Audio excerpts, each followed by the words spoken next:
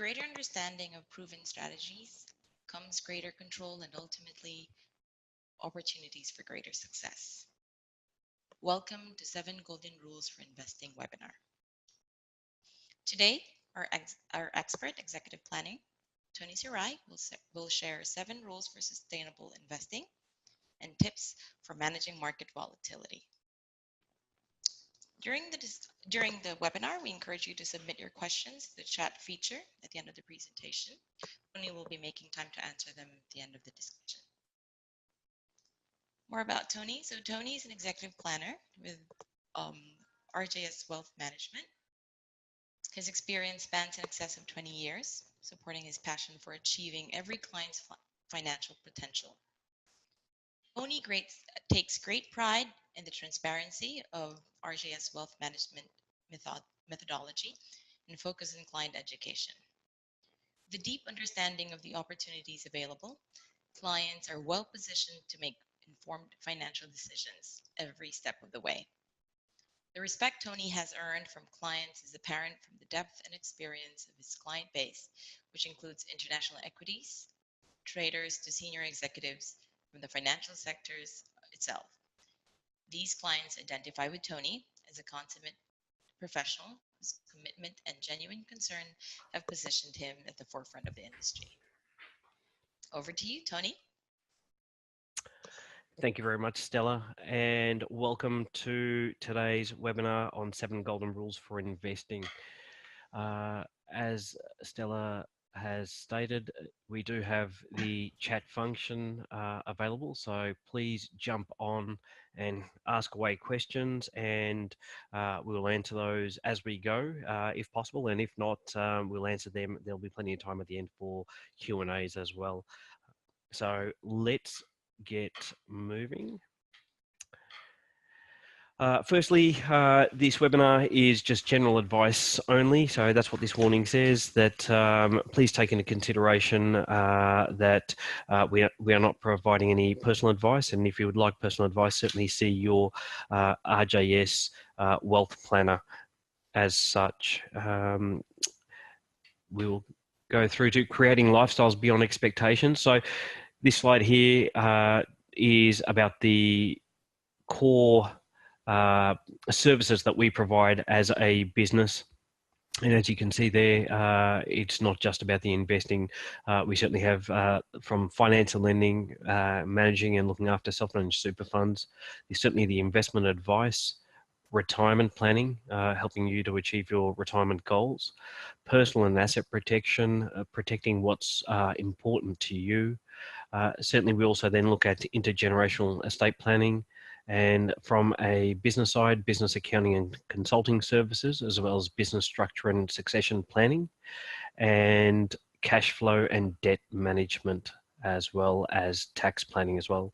And behind the wealth planning and the accounting team is a team of specialists. So it is not all about me. I do have a fantastic team behind me. And when you put the accounting and the wealth advisors together, we're certainly able to look after your financial potential. So let's get straight into the tips. So number 1 tip here is diversify your portfolio. You can't control the market, but you can control where you invest. So through diversification, investors can spread their investments across a load of asset classes, market sectors, fund managers, geography. We can drill down into specific countries, specific stocks as well. At RJS Wealth Management, we believe investors require patience, clear goals, a long-term view, and sound financial advice. When markets are volatile, it can be easy to forget the basics and make hasty decisions you may regret later. And certainly we'll talk a little bit more about the patience side of things as we go.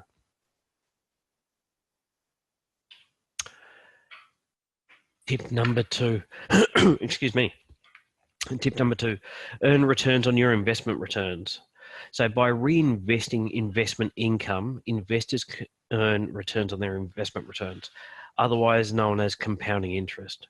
So we've got a case study, and I'll run through that here where we've got a regular savings plan and dollar cost averaging. So let's say we've got 3 clients, Janet, Peter and Lynn, and they all invest $10,000 each. Janet doesn't have any monthly contribution. She invested $10,000 on a per annum base. Sorry, not on a per annum basis, but as a one-off, and her contribution is $10,000. And let's say after 10 years, and she receives an annual average return of 8% per annum, her $10,000 is now worth $21,500. Peter, who has invested on the exact same day for that $10,000, also contributes $100 on a per month basis. Now, we have made the assumption here that the contributions of $100 and for next one for Lynn, $200 is made at the start of each month for the 10-year period.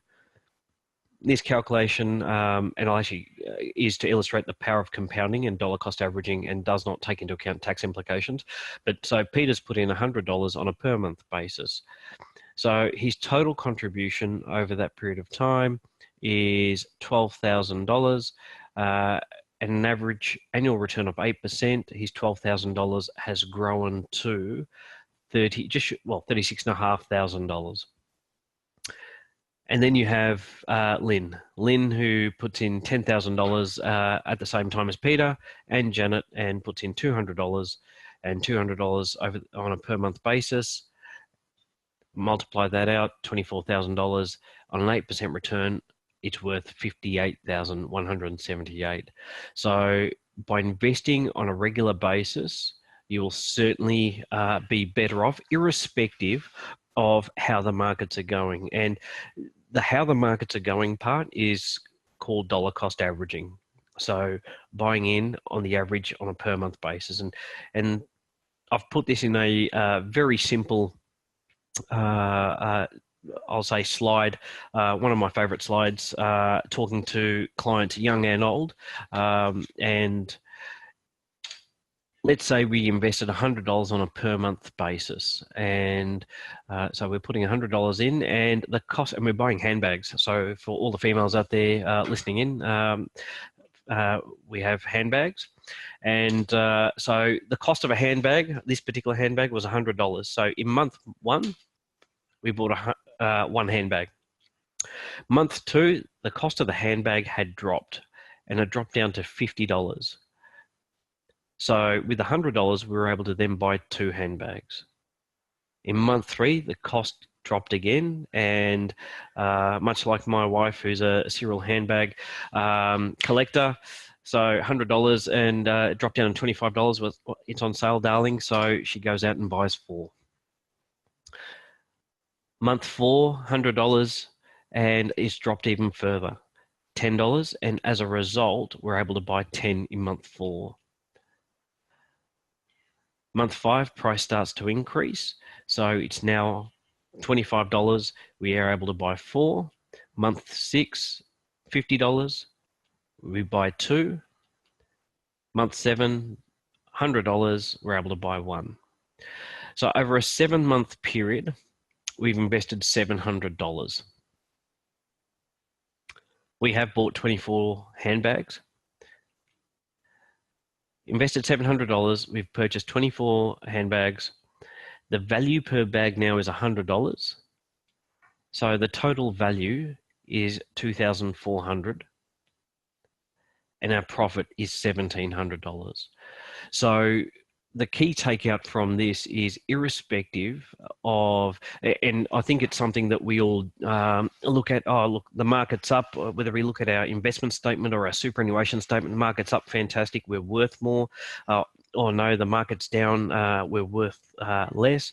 Well, I'll give you the example of, and especially for people that are still working, this slide demonstrates that irrespective of what's happening in the market, your superannuation, as an example, is one place where there are regular payments that are being made, and you're buying those handbags, or let's call them units, in whichever asset that you're purchasing on a regular basis, and that will only be of a far greater benefit to you when it comes to retirement.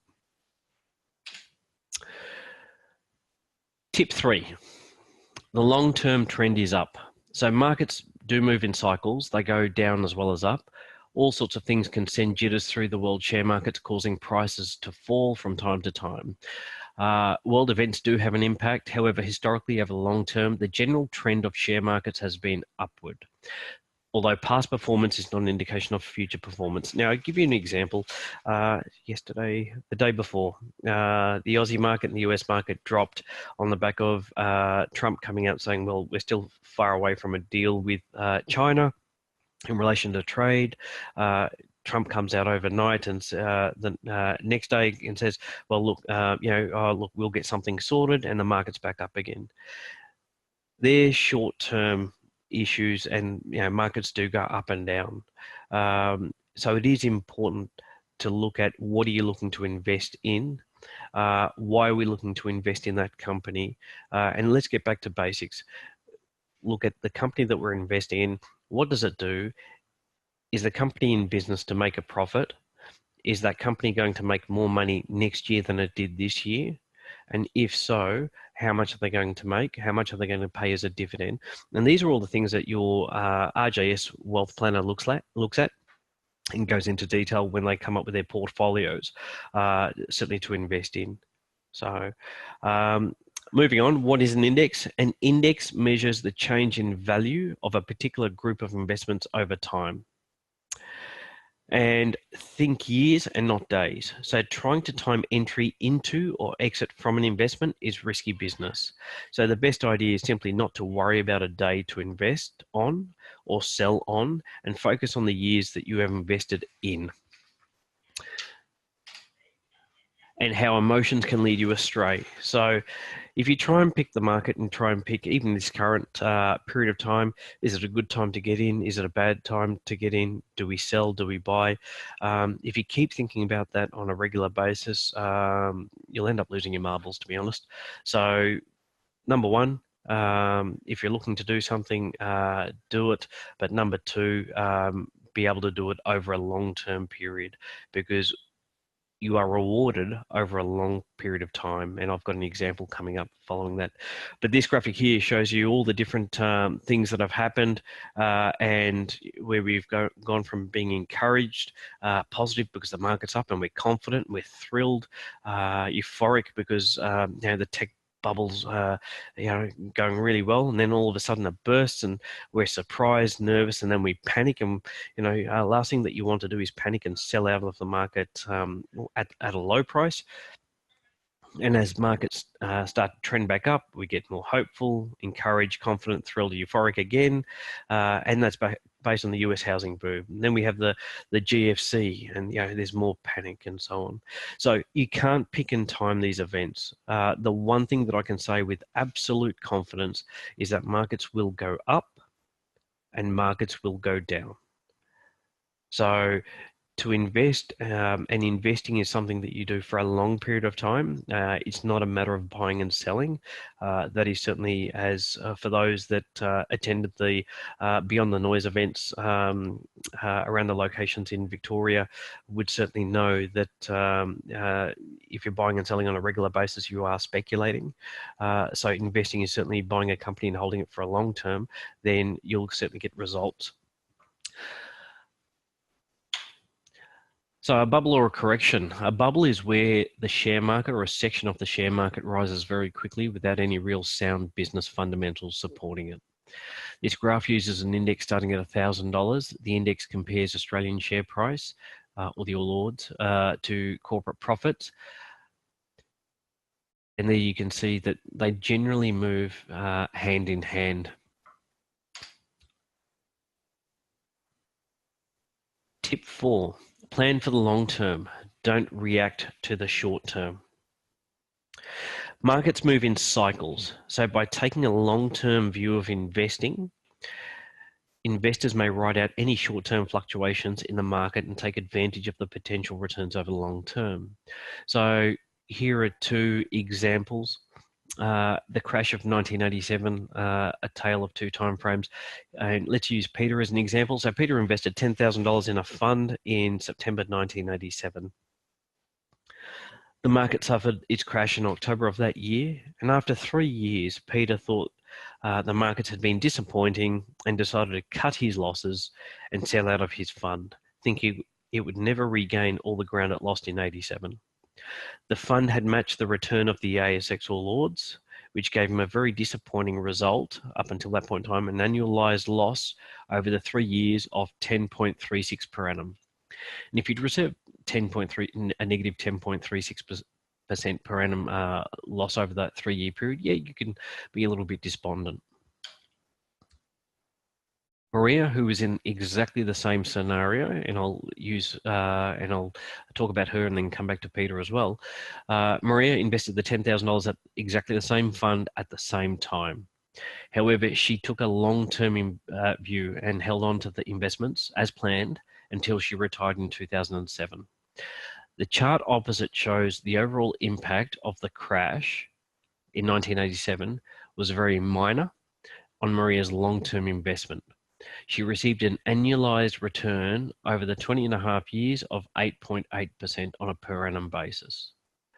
So if I take that back to Peter, who put in $10,000, was pulled out $7,200 after 3 years. But if he had held his nerve and stayed with, he would have had a figure of $57,000 20 years later.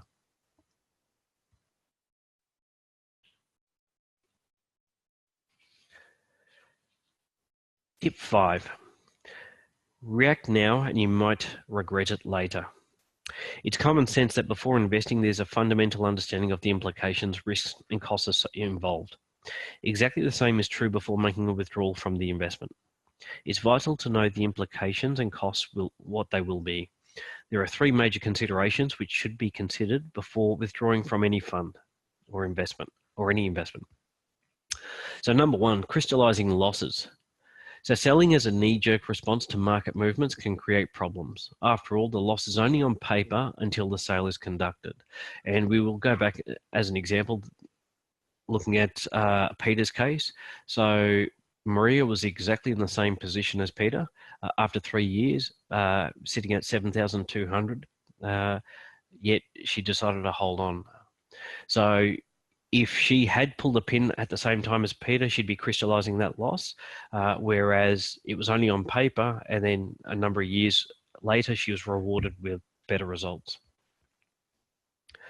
Number 2, capital gains tax. Investors should make sure they know what the capital gains tax position will be before selling an investment. So that's important as well. And finally, losing the benefits of compounding. If investors are thinking about making a partial withdrawal from a fund, it's important to note that they may lose the effects of compounding on the amount withdrawn. And compounding does make a big difference.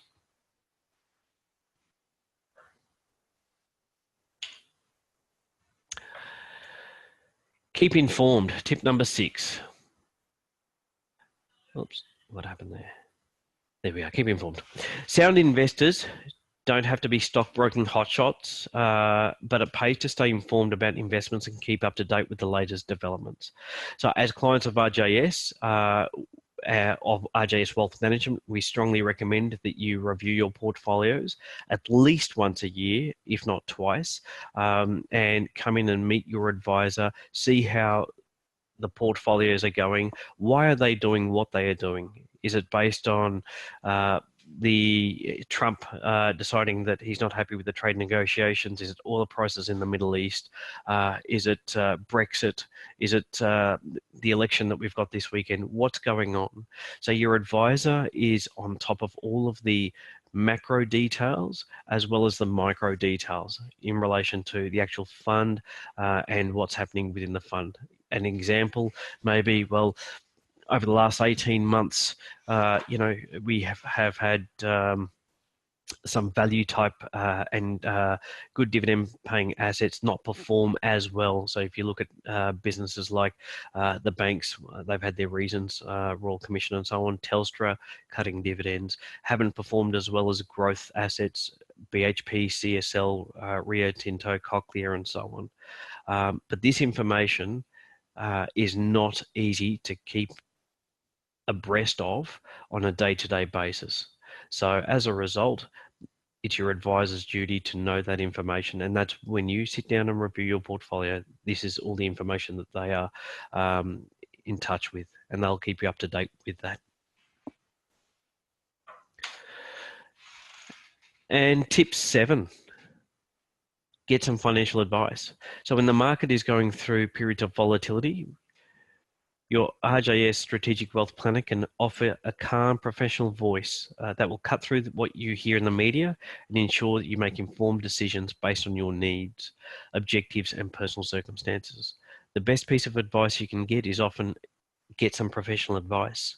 There are many examples that show how good advice from a well-informed RJS planner can bring financial benefits that often far outweigh expectations. And that's part of our role. Part of our role is to hold your hand through the maze and help you get to the other side. When times are good, I often say that, you know, clients often don't want to hear from us, and when times are bad, you know, we're often in touch and making sure everything is okay. But even when times are good, we make sure that you come in, sit down, have a chat, quite simply for the fact that you know that someone is there looking after your hard-earned wealth. So they are the 7 tips, and at this point in time, I will go across to Stella to see if we have any questions that have come across, and I will just pop it on hold for there.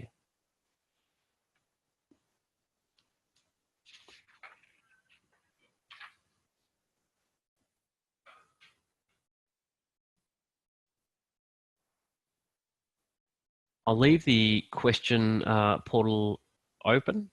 There have been no questions at this point in time, and I'll go through to, if there are any questions, I will go through to the next few slides. You can send those questions through.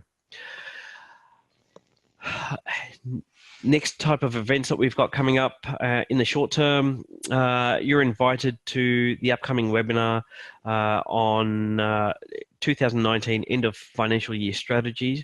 Where are the best strategies for saving tax? That is on the 12th of June, Wednesday, 1 p.m.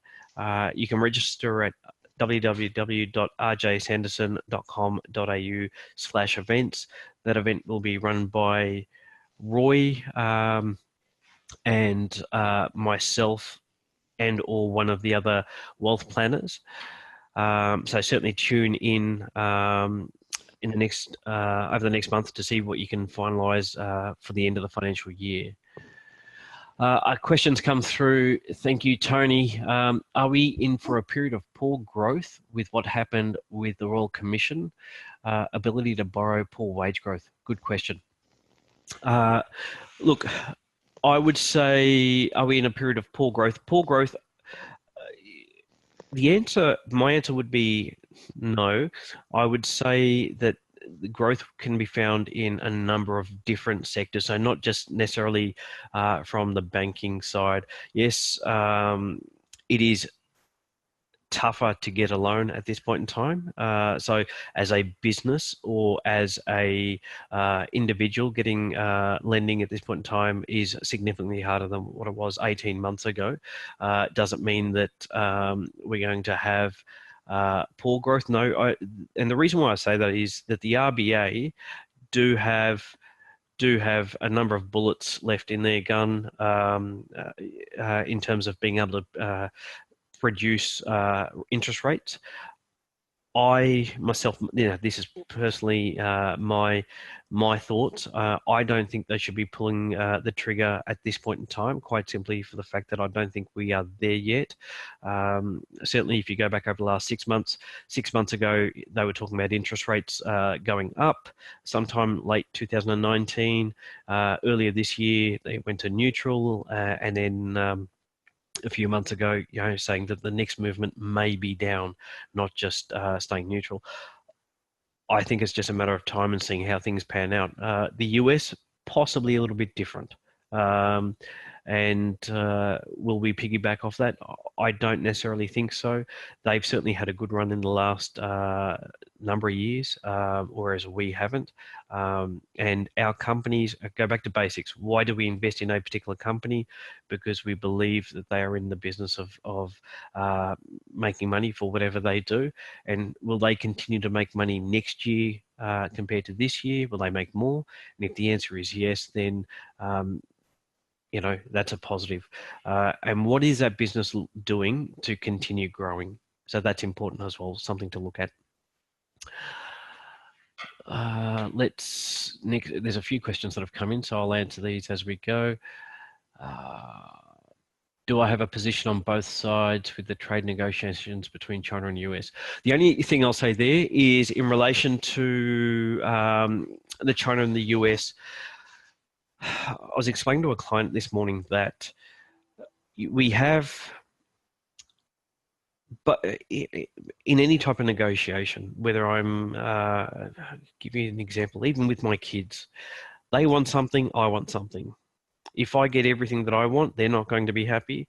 If they get everything they want, I'm not going to be happy. And I think, and now with kids it's a little bit different, so probably not the best example. But the one thing that I would say is that both parties are aware that if they negotiate, they may not get exactly what they want, but they will walk away with something that is better than the alternative. And that being the case, I would envisage that more likely to happen than not happening. So I would think that would be the case. A few more questions, so let's answer that. Here we go. Hi, Tony. If Labor get in with their idea of stamping out franking dividends and credits, how is that going to affect the stock market? Good question. So there is talk at this point in time, and Westpac have certainly made a decision as an example that on the assumption that, in fact, they've come in early. If Labor do get in, Westpac have come out and said that they are going to pay the dividend that they pay in July. They're going to pay it in June. As a result, investors will then have the benefit of the extra franking in this financial year, as opposed to any potential issues that the Labor government put out as part of their policy. This question has been the number one question asked this year of me, more so what's happening in markets and so on. My response typically goes like this. Number one, and I know that if you look at the bookies have already started paying out on Labor winning, but number one, they've got to be elected. Number two, we then look at the actual policy wording that's introduced to the floor. That's important because the details certainly aren't there at this point in time. You can jump on their website. It's not exactly flush with details.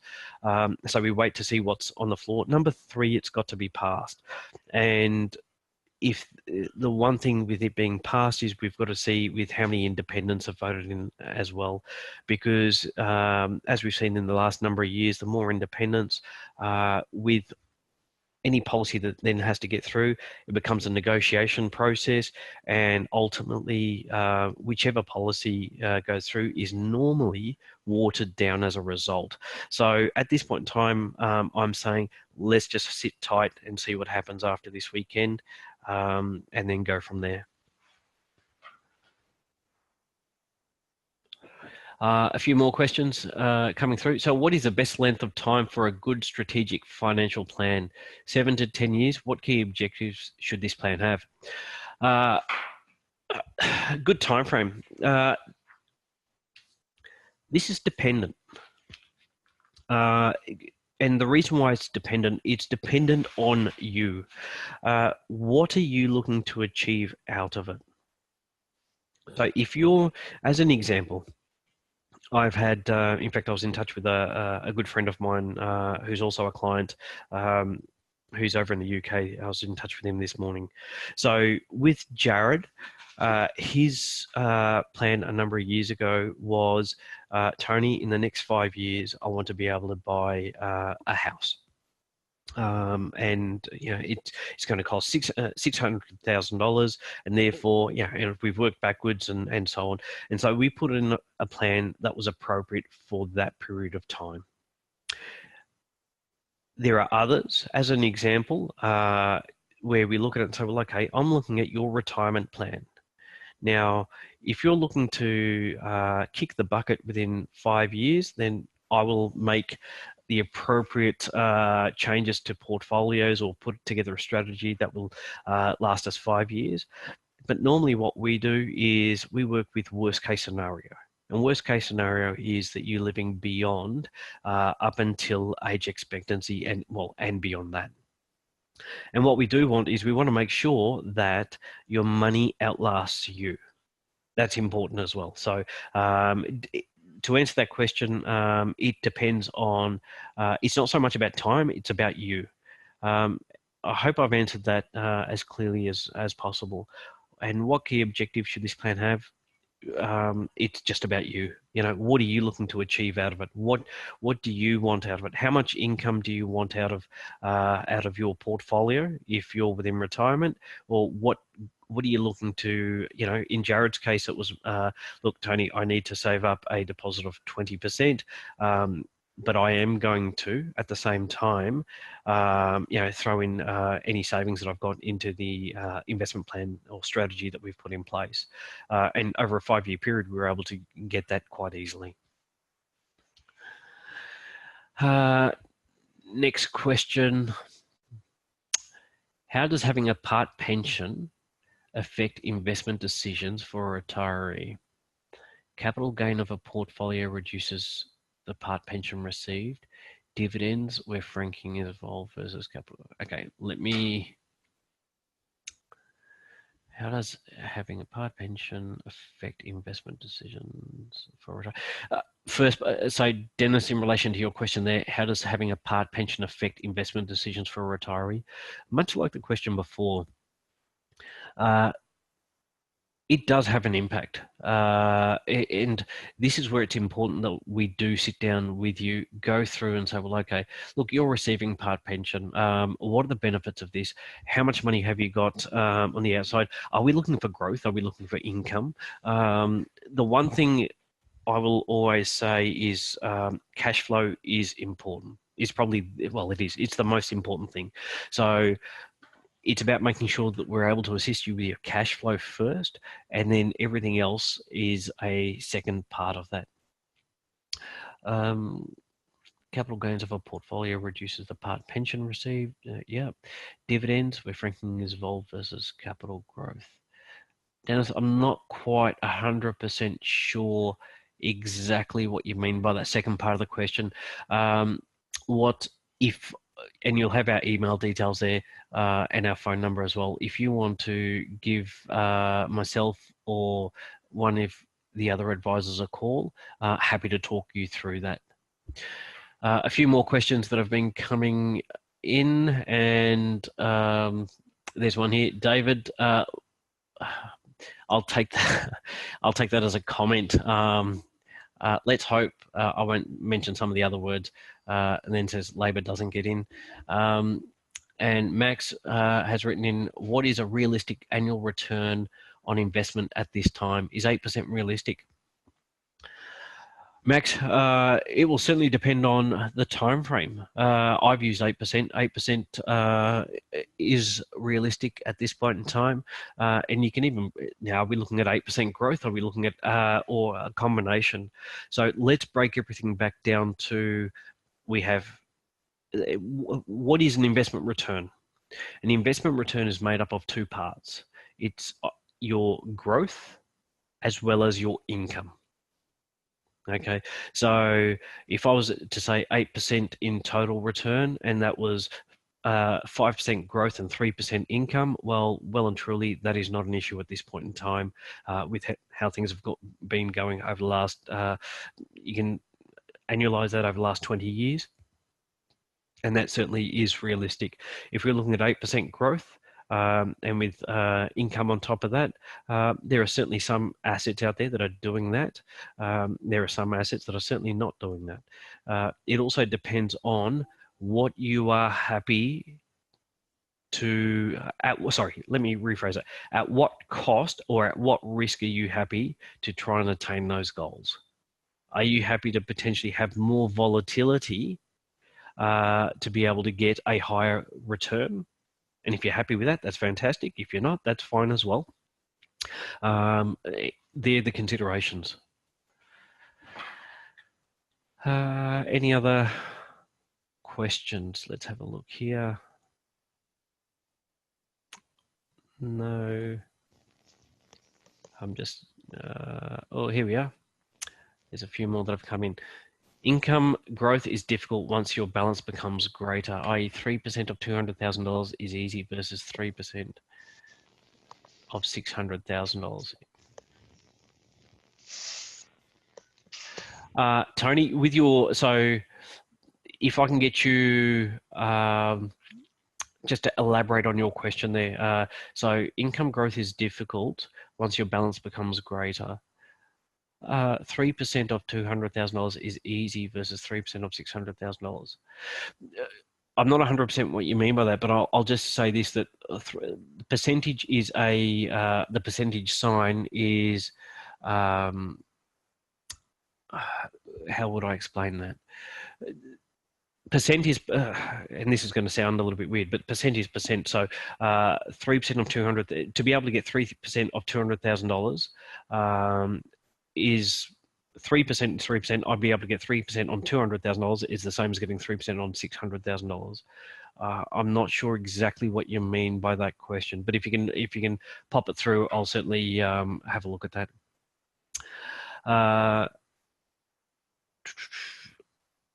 Max, thanks. Okay. Max has just written in and said that he's read a book and he found it a good read. Thanks, Max, and I'll look that one up and I will give that. I'll certainly have a look at that, and hope you're doing well as well. Any other questions? I'll just give it a few more minutes. Hi, Tony. A lot of our attendees are also asking if we're sharing our resources today. Yes, we are. So please do keep an eye on your emails. We will be sharing our video presentation, and it will be shown on the RJS website. Yep. And Tony's written back and he said, I'm assuming what you said about 8%, i.e. 5% growth and 3% income. So I presume income growth is based on how much you contribute. No, it's not. So, Tony, to give you an example, let's pick a company, and I'm just going to use the banks as an example because they're easy to pick. So let's pick the CBA. CBA, if I look at growth of the CBA over the last pick 10 years, the growth would be, give or take, let's say around that 5% mark. The income that has come in on a regular basis is anywhere between that 3 and 5%. So it's not in how much you contribute. The 3% income is the dividend that they provide. So an example, and I'll actually probably a point that's missed here, is what is income return and what is dividend return. The simplest way that I can explain that is as follows, is that pretend, and I bring this back to something that people understand, and that is property, because a lot of people have one and it's normally their biggest investment. So growth, and we talk about, so two types of returns, growth and income. Growth is like seeing my $500,000 property go from $500,000 to $800,000 in value. And that is growth. And obviously I only realize that growth upon selling it. Income, or dividend income, which we've been talking about, is like rent. So on that $500,000 property, I'm receiving $500 per week rent. That is your dividend, or that is your income return. And with companies, whether it be your CBAs or your CBAs, your Telstras, your your top 100 firms and so on, in terms of income, they all, well, mostly, sorry, not all, mostly pay dividends. Some pay them half yearly. Some pay them yearly. There are certainly funds and companies that don't pay dividends. I was speaking to a colleague of mine who's just come back from the Berkshire Hathaway AGM, and there's a stock that doesn't pay income, that just relies on growth only. So I hope that clears up some of the questions there. Tony, yep, thanks, got it. Yep, perfect. Okay, so what makes you take action in a portfolio when a component of an investment is going badly? Where does the difference between active and passive management kick in? Okay, so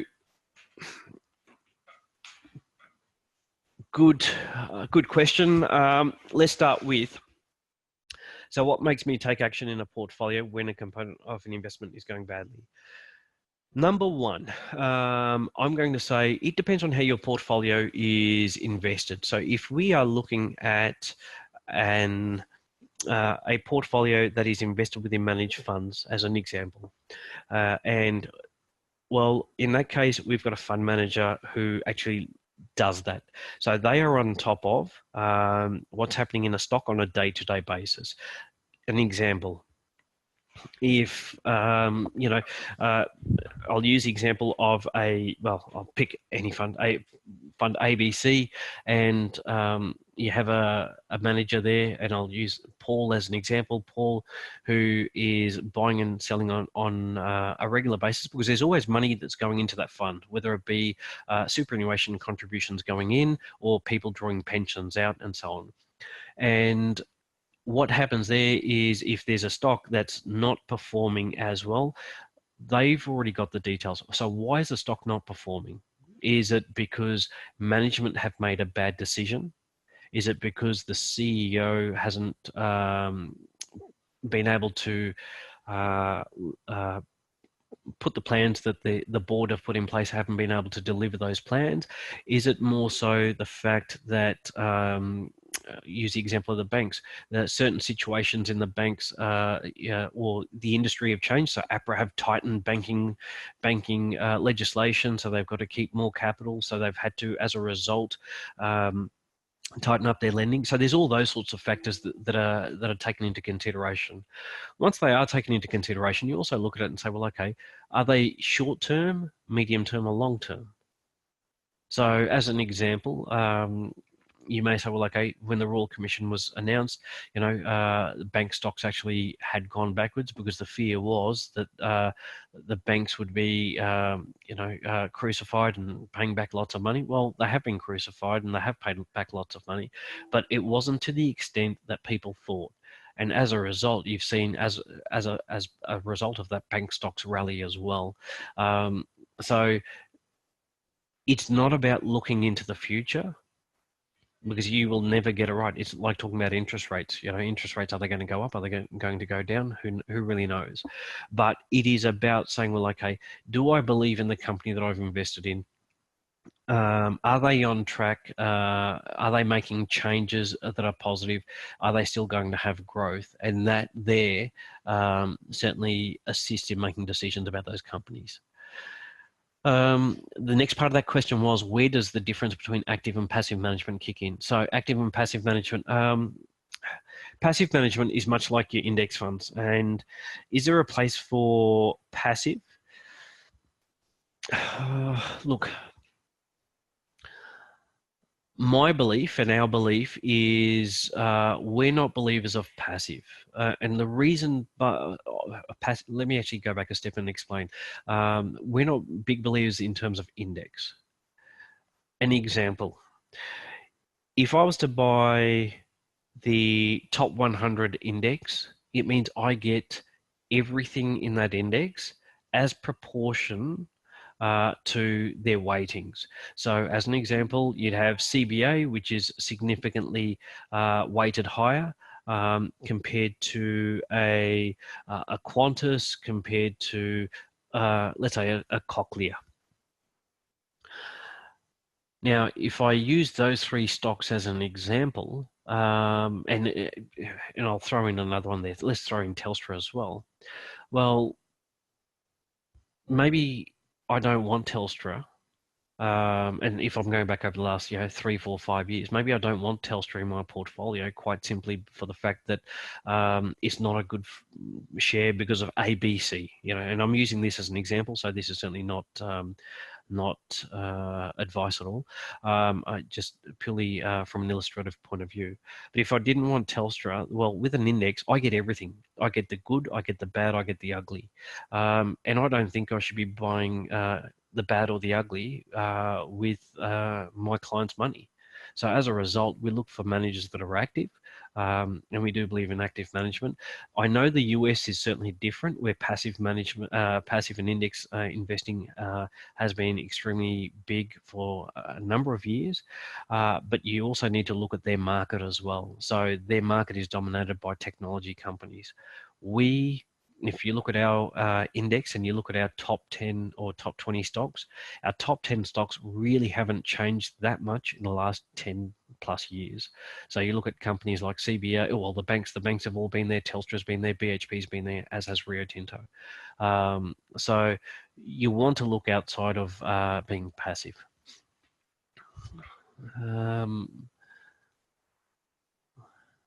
Max has written, awesome service, so valuable. Please just do this again. Thank you, Max. We certainly will. Tony, can you give some clarity on borrowing money from banks for equities, assume ASX, versus borrowing for shares? Are the rules the same? Look, yeah, borrowing for equities and borrowing for shares. Yeah, equities and shares, those words are interchangeable. So equities mean the same thing as shares. If we're looking at borrowing for direct shares versus borrowing for managed funds, depending on where you're borrowing those funds from, you may have a different amount that you can borrow as part of a loan to value ratio. So that's something to take into consideration. And I'd certainly recommend that you speak to one of your planners, whether it be Katrina, Sapan, myself. Certainly have a chat, and we're able to then run through that with you. But the amount that you can leverage will certainly be different depending on the stock. David has written, so you are not believers in funds like Whitfield or similar? No, we do believe in funds. In fact, if you look at my portfolio is made up of both funds and direct shares, quite simply for the fact that with managed funds, you're able to diversify. So I can get an access, I can access a basket of assets with a smaller quantity or a smaller sum. An example of that is certainly in the earlier slides where we were speaking about, we were looking at the different markets, different geographies. So a fund allows me to, as an example, invest in China or India. It allows me to invest in smaller companies that are global or smaller companies that are just here in Australia. So funds certainly have their place within portfolios. Answered that one. Let's go through. Tony, what do you think about investing in cryptocurrencies? Now they're increasing a lot.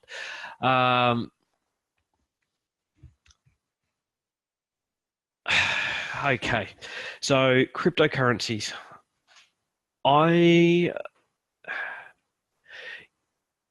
There's two words, and I'll put them together, and I don't think they belong together.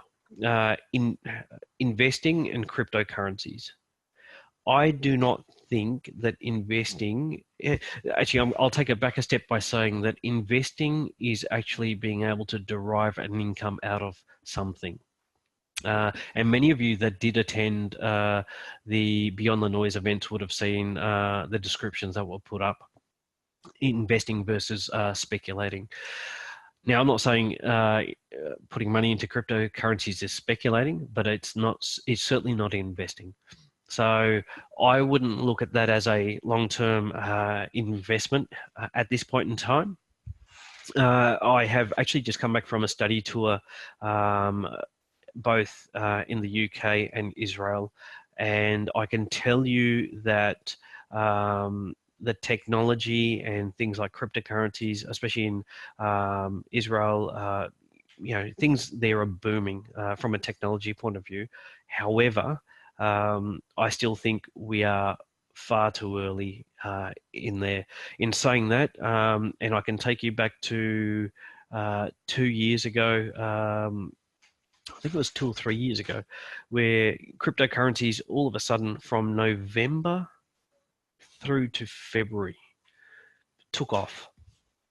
And I had clients coming out of the woodwork, calling me, emailing me, should I be buying Bitcoin? And my response back then, as it is now, is no. You're not investing in that coin or that cryptocurrencies because you derive no value out of it. It's like investing in a bar of gold. You could buy a bar of gold today, and you can hang on to it, but it gives you nothing in between from the day that you buy it and sell it. I could buy CBA shares as an example, and I can hold it today and sell it at the same time as I sell that gold bar, but along the way, I get the income or the dividends from it. So that's the difference between investing and buying something that is for not investment purposes. David has written back in relation to funds like Whitfield or similar, or Argo. Yep, Argo is certainly, all Argo does is invest in a basket, very much is a listed investment company that invests in a basket of ASX businesses. Yes, and it depends on which ones that we want to invest in. So from our point of view, David, it's about looking at saying, well, okay, Argo invest in those companies, but do you still have access to, have you had access to Google and Apple and MasterCard in the last 3 or 4 years? So we look at it from that perspective as well. And finally, great webinar. Thank you. Thank you, Tony. I think I've answered the question. So if anything else comes through, we will certainly take it online and then come back to you. At this point in time, I'll hand it over to Stella, and we'll go from there. Yes, thank you very much, Tony. I think that's all the time that we have for this session and for the Q&A. But if you do have more questions come up, we will be in touch via email, and you can send those questions through. Perfect. Thank you, everyone, and have a great afternoon.